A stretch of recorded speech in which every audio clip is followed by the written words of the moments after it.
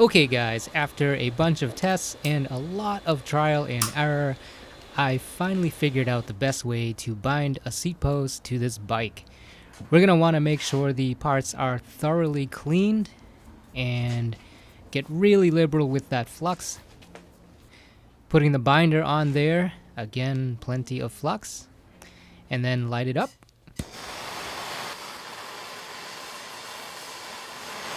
And finished. Wow, that came out a lot better than I had thought it would come out. Nice.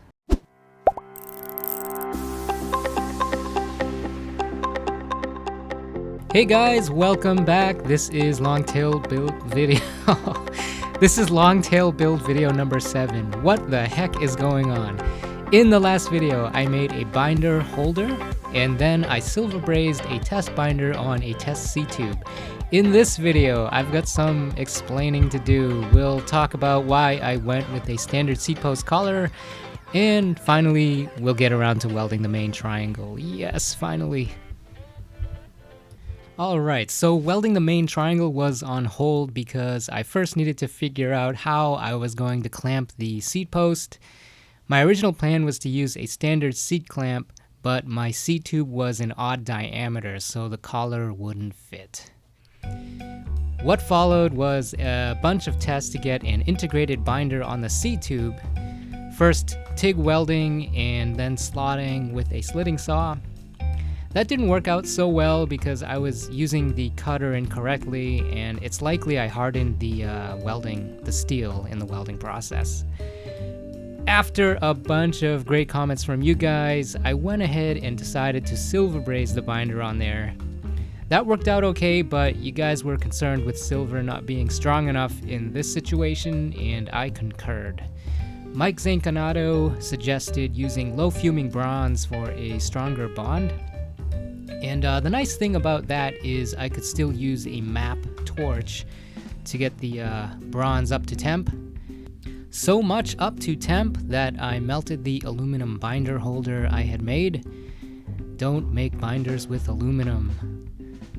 So the map torch did indeed work, but I had a lot of trouble controlling the heat because of the size of the flame, and I ended up having to heat the whole area to a glowing red in order to get the bronze to flow.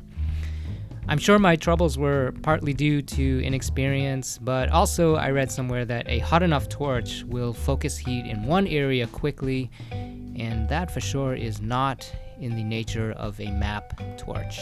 Here I am today. I took Joe's suggestion of using a collar binder. It turned out the seat tube is not an odd size like I had thought, and a 30mm clamp fit on there perfectly. I learned a ton, and after all that, I started to tool up with a real oxyacetylene rig. But we'll talk about that another time. On this build, I'm going with a regular seat clamp. Alright, finally, let's get this triangle welded.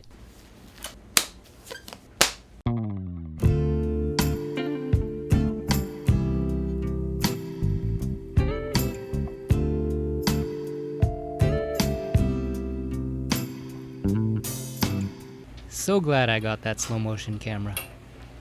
Alright, just like on my last build, we'll start by welding the seat tube to the bottom bracket.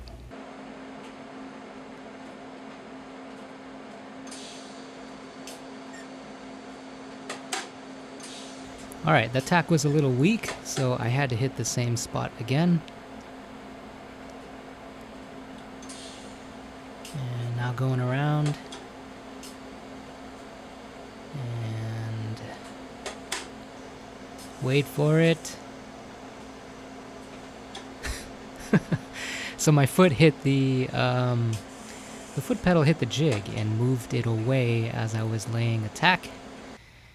And so there's one side, and there's the other. The right one is where I made a mess from moving the jig. Alright, let's get this thing on the alignment table and see how we did.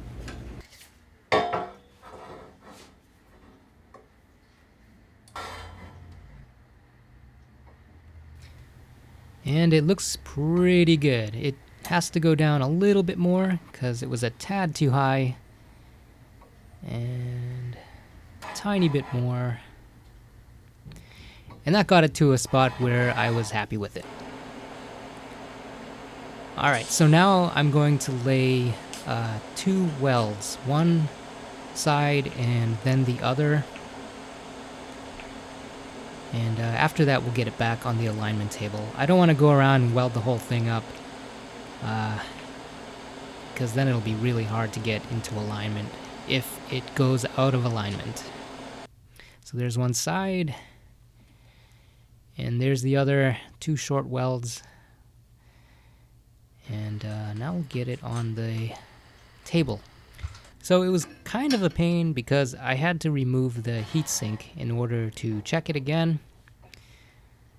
Those 2 welds put the seat tube in good alignment, and I think that was just all luck. I don't think I ran those welds in any particular order, but it seemed to work out.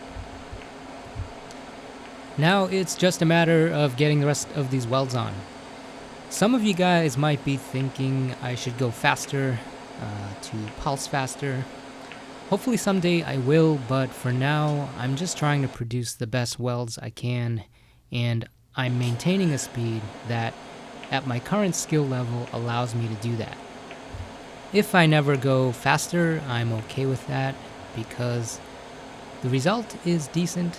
I mean, there's some obvious things I need to improve on, but right now travel speed is lower on that list.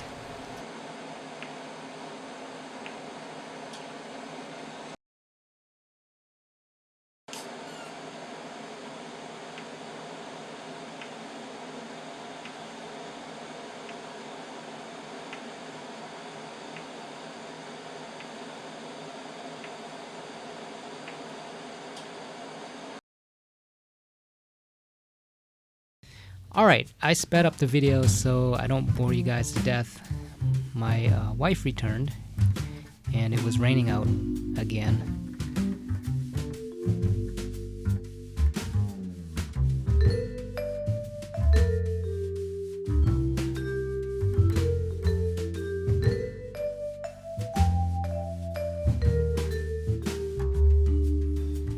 Okay, here is the result. Not great, not bad.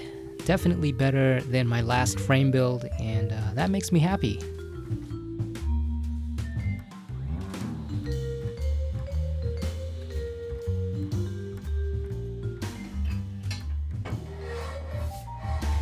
Alignment check, and it's a tad low, like 1 millimeter low. This is very acceptable. I'm going to leave it as is. Something to keep in mind with any alignment solution that uses the bottom bracket face as a datum or datum. You say datum, I say datum. Actually, I say datum.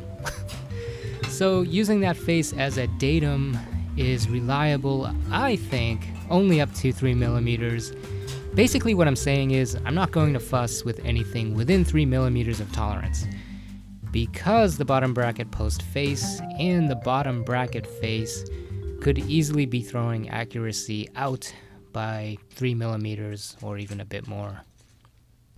Someday I'll modify my setup with something more accurate, but I won't get into that this video.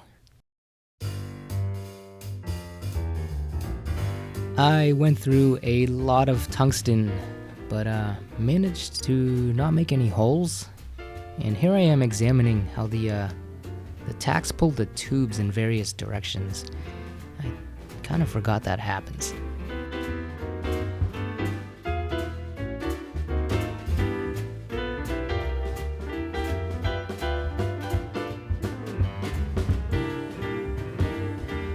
Done with tacking and removing the frame from the jig.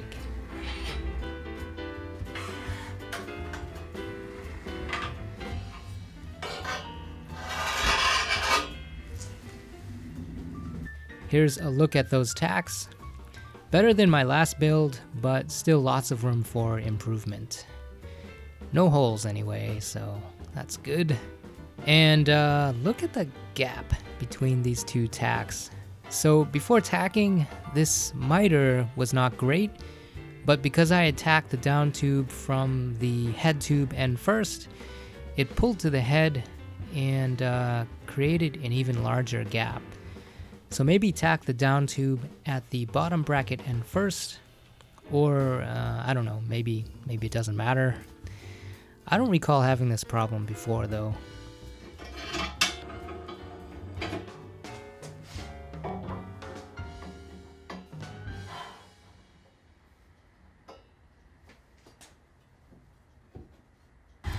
Checking alignment with the tacked frame, and it looks good. For some reason, this shot makes it look like there's a twist on the head tube, but it's a trick of the light, I think. I'm pretty sure that both ends of the head tube measured a tad low, and both by the same amount. Here I've set up the frame for purge. I got heat sinks on the bottom bracket, the head tube, and the seat tube. I started purging at 20 CFH to get all the initial air out, and I removed the top hose because argon is heavier than air, so the air will rise to the top. The hose is removed at the top, so it has a place to escape. The air has a place to escape. I end up removing the head tube hose as well. I put the head tube hose back on, and then about 30 seconds later, I put the bottom bracket hose back on. And then the last thing I did was turn my purge down to about 5 CFH. Okay, now we are welding the actual frame. I'm starting with the bottom bracket, the bottom side of the bottom bracket shell. And here's how that looks.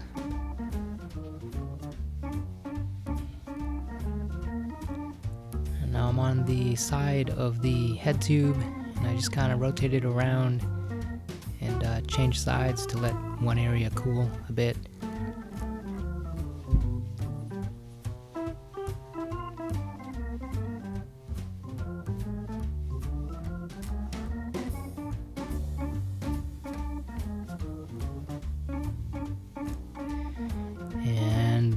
The head tube, some short welds there.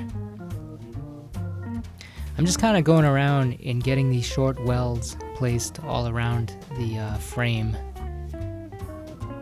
because right now, or before that, there were only these tiny tacks holding the whole thing together, and the heat sinks are pretty heavy, so just want to make sure it's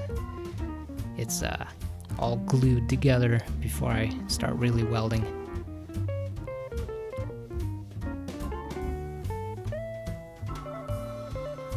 You'll notice I'm like changing position a lot, and I'm kind of rotating the frame around a lot, and that's because I don't really have a specific weld order or a certain way that I kind of view my welding angles and then weld. This is my third frame, so I still don't have a pattern yet. I think, or I hope, as I weld more frames, I will get more of a pattern going on. And it might just be a matter of, I'm not even thinking, I'm just welding. But for now, moving it around a lot because I don't know what I'm doing. Man, look at those hoses. The hoses really got in the way a lot. Like, I've seen some people have like some T junctions so that they've only got like one argon hose coming off, but I've got 3, and those hoses are they're kind of stiff, so I'm gonna see if I can upgrade to more rubbery flexible hose, because it was really getting in the way. You can see I'm like, I had to get up and move it, and it was a pain. I think I'm getting close to done. Yep, we're done.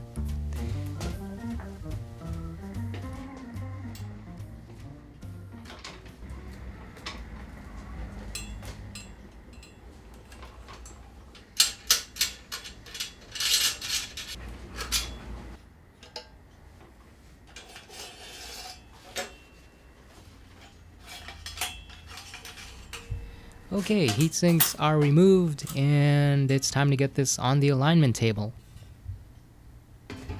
So if it's not in alignment, there's really not a whole lot I can do at this point because the frame is completely welded up. The idea is that you kind of send the frame back and forth from welding and aligning, but I didn't really do that because I had my heat sinks all in there and I'd have to take them all off in order to get it back on the alignment table.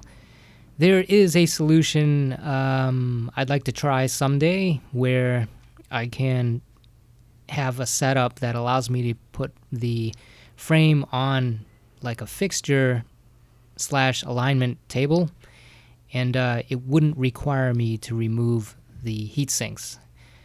But that's for another video, another time, sometime way off in the future. For now, this frame is pretty good on the alignment front. It's a little bit low, I think by like 1 millimeter, and that's could be due to the weight of the frame itself, so it is super good to go, I think.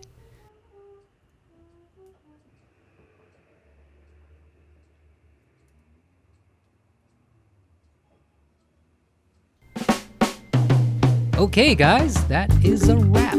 Main triangle is welded and it's on to the hard part, the rear end. And this bike has a big rear end. But I am determined to finish this bike before the posterior of this year. I know the year just started, so don't get cheeky with me. I did get behind on this latest video. Better on the tail end than never. Until next time, I'll smell you guys later.